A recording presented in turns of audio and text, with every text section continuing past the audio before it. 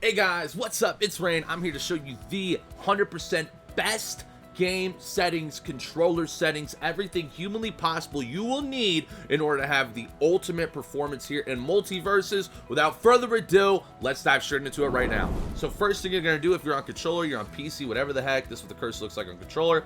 This is what it looks like on PC. I play on controller, but I play it on a PC. I use an Xbox Tournament 2 edition, but I will be able to explain the controls, vice versa to you guys, so you guys understand. So first thing you're going to do is you're going to go over to settings over here. Next, you're going to go into controller, all right? So it's going to be my controller settings for my preference. That's going to be the best guide here. Next thing you're going to roll into, we're going to start with, is going to be the straight up controls. Now, there's really not a lot that you're going to have to add in here because all of this is pretty much the basics. But one thing you 100% want to add, okay, is on your dodge setting right here, you want to make your dodge be left trigger and right trigger. So what this does is when you're playing the game is that you can actually, if you're rotating left and you want to dodge left, you can go boom. You can press at the same time. Boom, boom. If you're doing it to right, you can press at the same time. Boom, boom. One of the best things you'll need to do in the game. Obviously, everything else is preference for you guys. I use my attack just on X. Light attack's the same as it is for Brawlhalla. I'm a Brawlhalla partner. I love that game.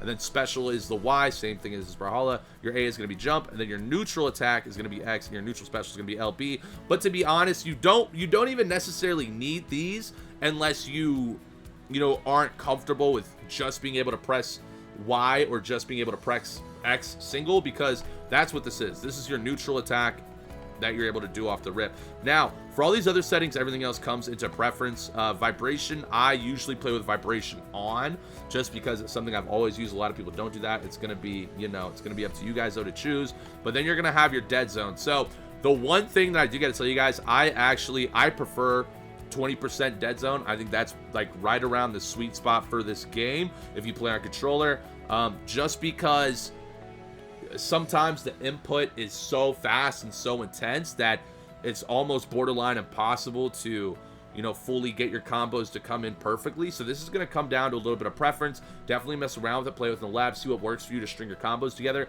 But your dead zone is what's going to ultimately decide how well and efficient your strings are going to be. Next thing, input buffer max frames. It's going to be on recommended. You definitely want to put that there. Basically, the premise of this is it eliminates input delay, which input delay basically is the time it takes for what you do on your controller to go directly into the game itself for it to be recognized. So obviously, the lower the input delay you have, the better response time you're going to have. So make sure you just chill with that.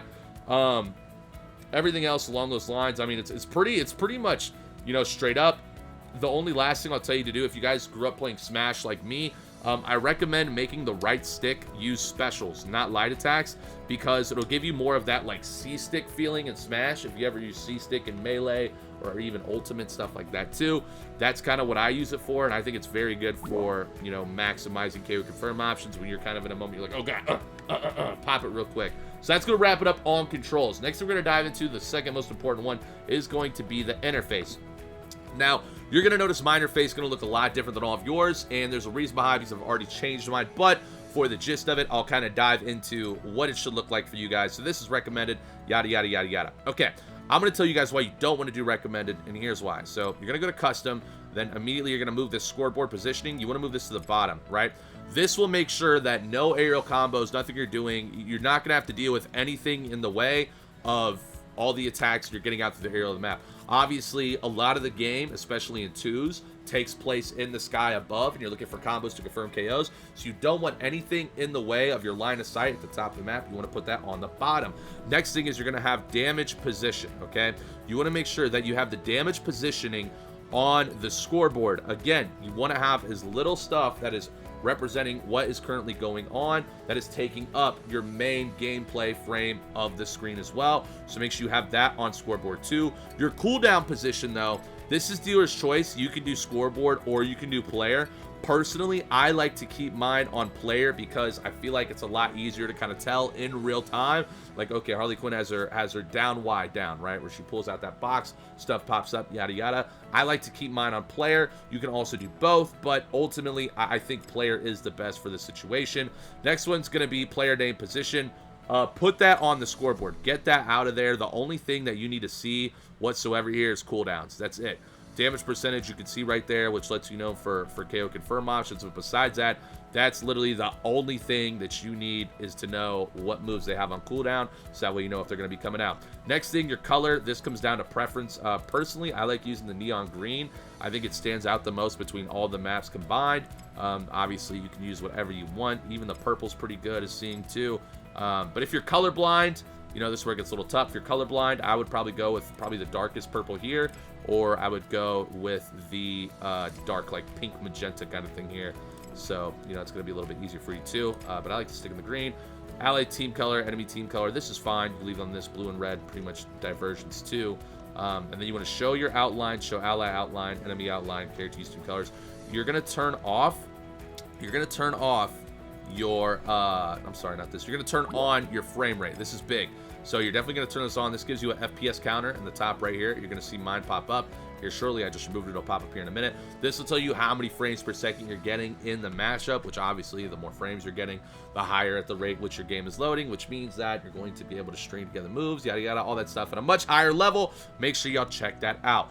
Lastly, cursor speed. This doesn't matter. I mean, this is just sensitivity or cursor speed, you know, on Multiversus. If you're using the here, I'll even show you guys a controller.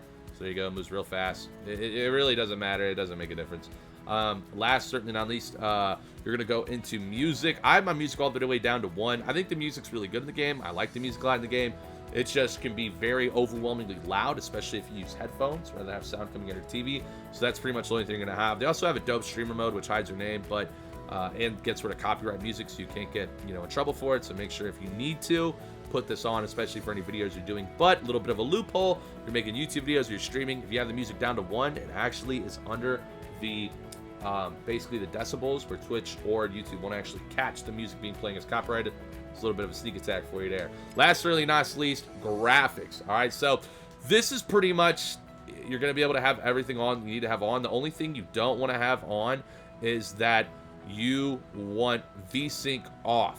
VSync off, no matter what fighting game you play. Always turn VSync off. You don't need that.